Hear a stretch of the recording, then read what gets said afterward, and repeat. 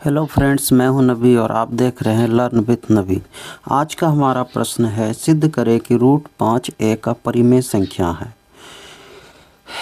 इस संख्या को अपरिमेय सिद्ध करने के लिए हमें कुछ बातों की, कुछ तथ्यों की जानकारी होना अब आवश्यक है। तो आइए सबसे पहले हम उन तथ्यों और उन बातों को देखते हैं। इनमें से जो सबसे पहला तत्व है वो है परिमेय संख्या और अपरिमेय संख्या। हमें यह जानना ज़रूरी है कि परिमेय संख्या क्या है और अपरिमेय संख्या क्या है, इनमें अंतर क्या है। इनमें अंतर जाने बिना हम किसी भी संख्या को अपरिमेय सिद्ध नहीं कर सकते हैं। तो सबसे पहला चीज़ है कि परिमेय संख्या किसे कहते हैं। आप लोगों ने पढ़ा होगा, वे सभी संख्याएं जिसे हम p/q के रूप में लिख सकते हैं, जहाँ P और Q पूर्णांक है तथा Q शून्य नहीं है। अगर कोई संख्या p/q के फॉर्म में है जहाँ P और Q पूर्णांक है तो हम उसे परिमेय संख्या कहते हैं। इसको हम उदाहरण से समझते हैं। 2/3, 3/4, 5/6 ये सभी संख्याएं परिमेय संख्याएं हैं। यहाँ 2, 3, 4, 5, 6 ये सभी के सभी पूर्णांक हैं और Q जो है वो 0 नहीं है, अतः ये सभी परिमेय संख्या हैं। परिमेय संख्या का अंश 0 हो सकता है लेकिन हर 0 नहीं हो सकता है। उदाहरण के लिए 0/2 परिमेय है लेकिन 2/0 परिमेय नहीं है, क्योंकि हम किसी भी संख्या को 0 से विभाजित नहीं कर सकते हैं। अब आगे हम बढ़ते हैं और देखते हैं अपरिमेय संख्या क्या है। वे संख्याएं जिन्हें p/q के रूप में लिखा नहीं जा सकता है। ये डिफिनेशन अपरिमेय संख्या का परिमेय संख्या के ठीक विपरीत होता है, क्योंकि परिमेय और अपरिमेय एक दूसरे के विपरीत हैं। वे संख्याएं जिसे p/q के रूप में नहीं लिखा जा सकता है उसे अपरिमेय संख्या कहते हैं, जहां p और q पूर्णांक है तथा q शून्य नहीं है। अगर कोई संख्या p/q के रूप में नहीं लिखा जा सकता है तो हम उसे अपरिमेय संख्या कहते हैं।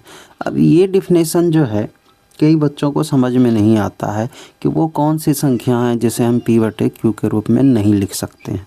तो उनके लिए एक दूसरा डिफिनेशन है। रूट p को परिमेय संख्या कहते हैं जहाँ p अभाज्य है या पूर्ण वर्ग संख्या नहीं है। ये डिफिनेशन जो है मैंने NCERT के बुक से लिया है। यदि कोई संख्या रूट p के फॉर्म में है और p क्या है, अभाज्य। आप लोगों ने पढ़ा होगा कि 2, 3, 5, 7, 11, 13, 17, 19, 23, 29, 31, 37, 41, 43 ये जो संख्याएं हैं अभाज्य हैं। अगर इन संख्याओं के ऊपर रूट आता है, root 2, 3, root 5, root 7, root 11, root 13, तो ये संख्याएं अभाज्य संख्याएं हैं। और अगर इसके ऊपर रूट आता है तो ये संख्याएं अपरिमेय संख्या कहलाती है। तो आप लोग समझ गए होंगे कि रूट 2, रूट 3, रूट 5 ये पूर्ण संख्या नहीं है। ठीक है, 2 के ऊपर में जो है यहाँ पे पावर आ गया है 1/2, हाफ आ गया है। रूट का मतलब 1/2 पावर होता है। तो अब ये पूर्ण नहीं रहा और ऐसी ही संख्याओं को हम अपरिमेय संख्या कहते हैं। अब हम थोड़ा सा आगे बढ़ते हैं। हमें परिमेय संख्या का वर्गीकरण भी पता होना चाहिए कि हम परिमेय संख्या को वर्गीकृत कैसे करते हैं। हम परिमेय संख्या को 2 भागों में वर्गीकृत करते हैं या 2 तरीके से वर्गीकृत करते हैं।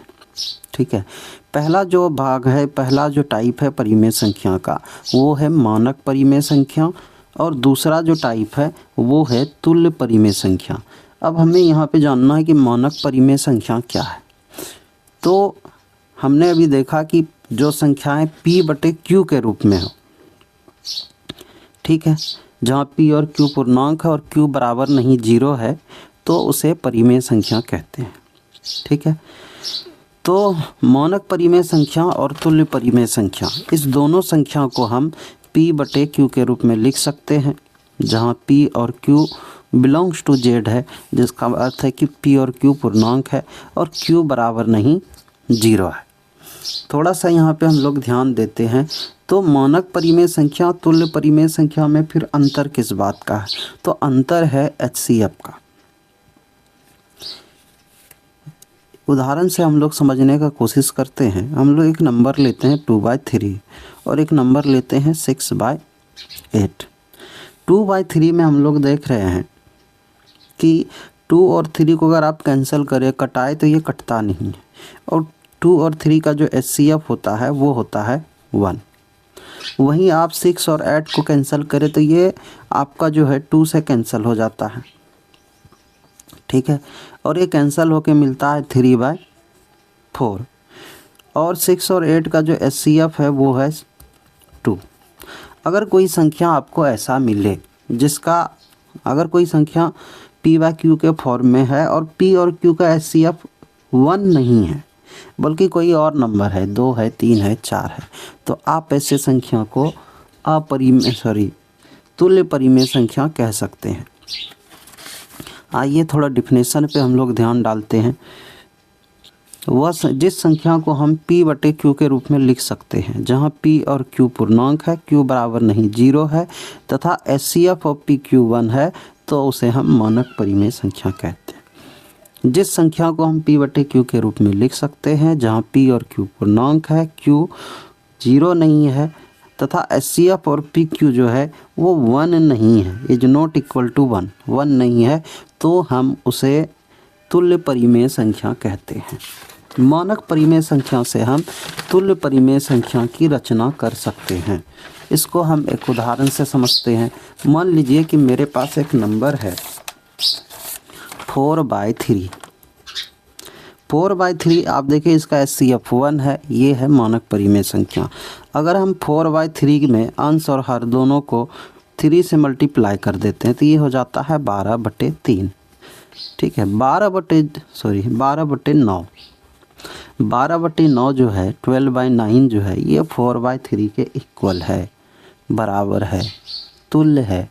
इसलिए हम 12/9 को तुल्य परिमेय संख्या और 4/3 को मानक परिमेय संख्या कहते हैं। आइए हम आगे बढ़ते हैं। अगला जो चीज़ जो हमको समझना है √5 को अपरिमेय साबित करने के लिए, वो है NCERT का प्रमेय 1.3। NCERT का प्रमेय 1.3 क्या है? तो NCERT का प्रमेय 1.3 कहता है कि मान लीजिए P एक अभाज्य संख्या है और P A² को विभाजित करता है, तो P A को भी विभाजित करेगा। इसको हम थोड़ा आसान शब्दों में समझने का कोशिश करते हैं। मान लीजिए एक नंबर है A बराबर 10, तो A² बराबर क्या होगा? A² होगा 100, ओके। अगर आप 100 का गुणनखंड करें तो वो आएगा 2 × 2 × 5 × 5, और अगर आप 10 का गुणनखंड करें तो वो आएगा 2 × 5। 100 के गुणनखंड में 2 है, 5 है, तो पक्की सी बात है कि 100 2 से डिवाइड होगा पूरी तरह से और 100 5 से भी डिवाइड होगा। तो ये जो प्रमेय 1.3 है ये हमें बताता है कि यदि कोई अभाज्य संख्या P A² को विभाजित करता है तो वह A को भी विभाजित करेगा। आसान शब्दों में समझे, एक और तरीके से हम लोग इसको डिफाइन कर सकते हैं कि अगर कोई अभाज्य संख्या P A² के गुणनखंड में है, ये है A² और इसके गुणनखंड में आप देखिए 2 अभाज्य संख्या हैं, 2 और 5, तो प्रमेय कहता है कि A के गुणनखंड में भी 2 और 5 होगा। आप देख सकते हैं A के गुणनखंड में 2 और 5 है। एक बार और हम लोग इसको रिपीट करके समझते हैं। अगर कोई अभाज्य संख्या A² के गुणनखंड में है तो वह A के गुणनखंड में भी मौजूद होगा। इसी को दूसरे शब्द में हम लोग कहते हैं कि अगर कोई संख्या A² P से विभाजित है तो A भी P से विभाजित होगा। इस प्रमेय का प्रयोग हम लोग √5 को अपरिमेय सिद्ध करने के लिए करेंगे। अगला और आखिरी चीज़ जो हम लोगों को समझना है रूट 5 को अपरिमेय साबित करने के लिए, ये मस्ट इम्पॉर्टेंट है और बहुत ही ज़रूरी है। अगर आप 9 या 10 के स्टूडेंट हैं, हाई स्कूल स्टूडेंट हैं, तो ये चीज़ शायद आप पहली बार देख रहे हैं। वो जो चीज़ है वो है विरोधाभास की विधि, method of contradiction. Method of contradiction क्या है? तो विरोधाभास की विधि एक गणितीय तकनीक है। क्या है भाई? विरोधाभास की विधि एक गणितीय प्रमाण की तकनीक है। मैथ में किसी भी स्टेटमेंट को प्रूव करने का एक तकनीक है। ठीक है, इस तकनीक में क्या होता है? तो इसमें हम जिस कथन को सिद्ध करना चाहते हैं उससे उल्टा, विपरीत को हम पहले सत्य मान लेते हैं। क्या करते हैं?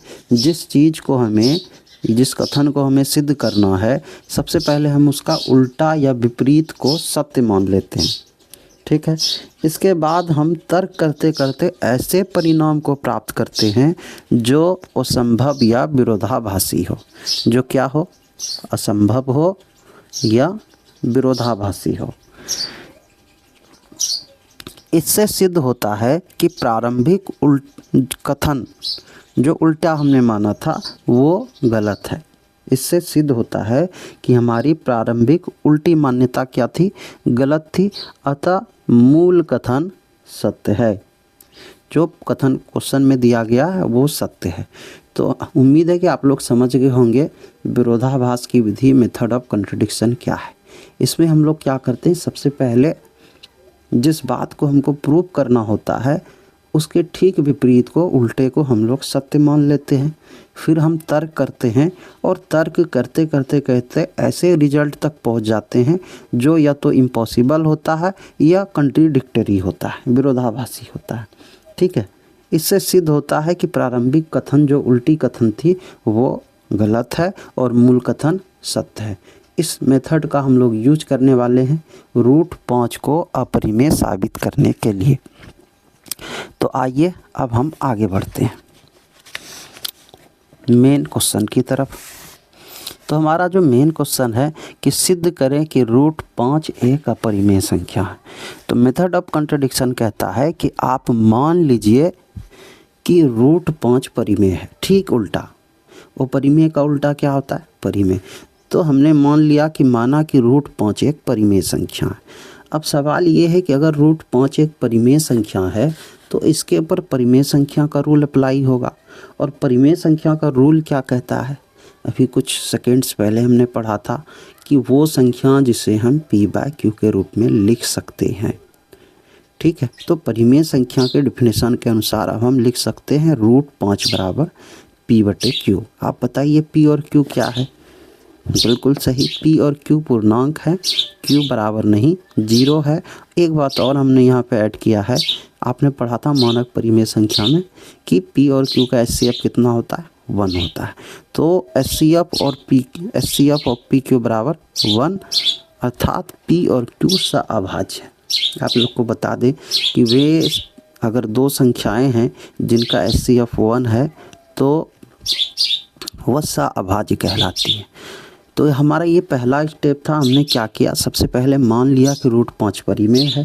अगर परिमेय है तो इसके ऊपर परिमेय संख्या का रूल अप्लाई होगा, रूट 5 बराबर PQ होगा। अब हम लोग दूसरा स्टेप जो है जो चलने वाले हैं, ठीक है, अब हम क्या करेंगे? रूट 5 बराबर p/q का दोनों तरफ वर्ग करेंगे। रूट 5 का वर्ग होगा 5, p का वर्ग होगा p² और q का वर्ग होगा q²। अगर 5 का वर्ग करें,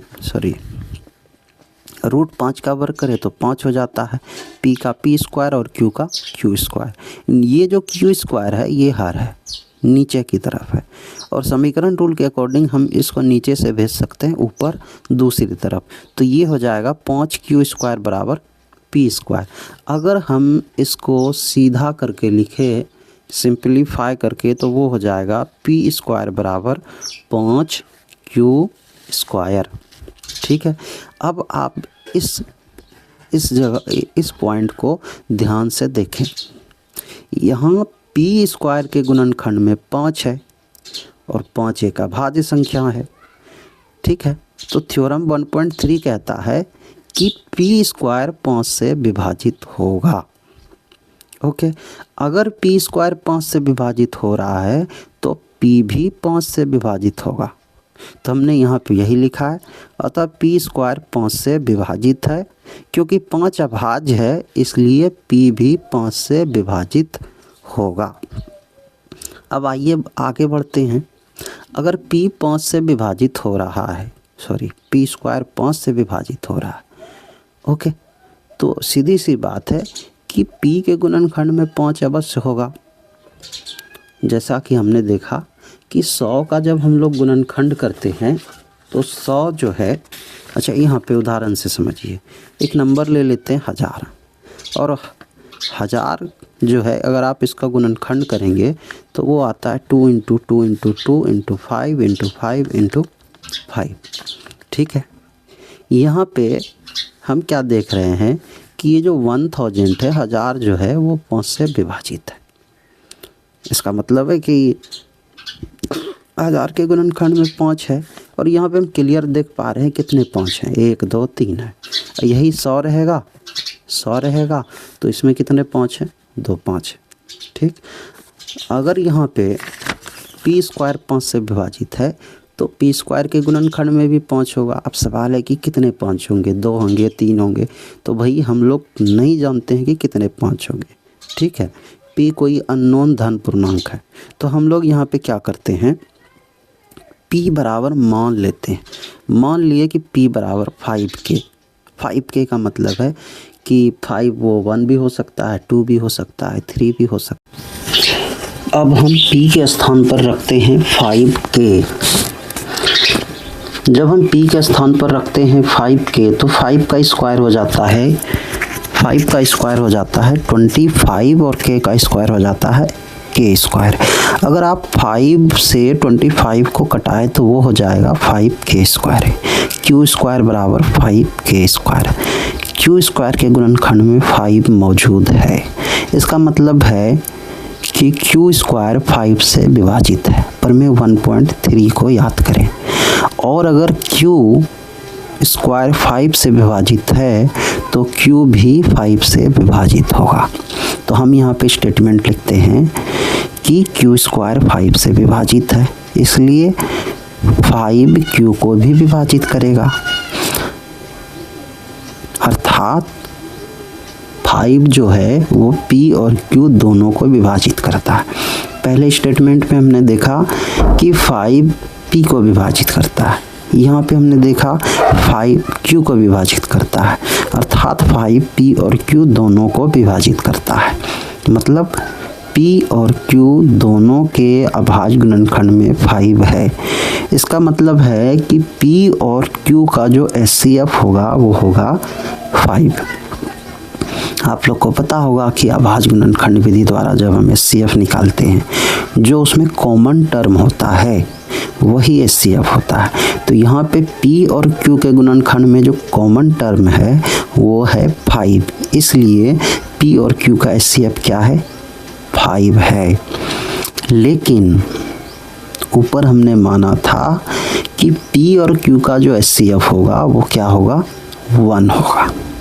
ठीक है, लेकिन हमने क्या माना था, p और q का HCF 1 होगा, और आया कितना, 5।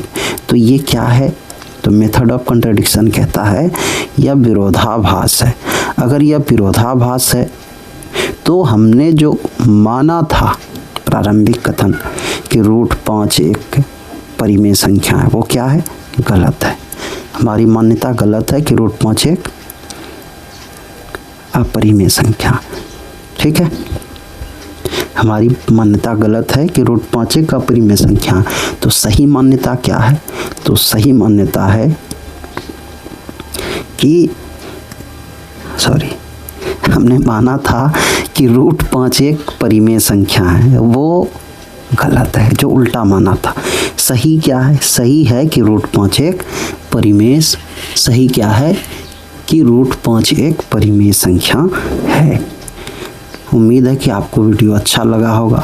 अगर वीडियो आपको अच्छा लगा हो तो वीडियो को लाइक करें, चैनल को सब्सक्राइब करें, वीडियो को शेयर करें, अपने साथियों तक पहुंचाएं। वीडियो देखने के लिए धन्यवाद। Thank you.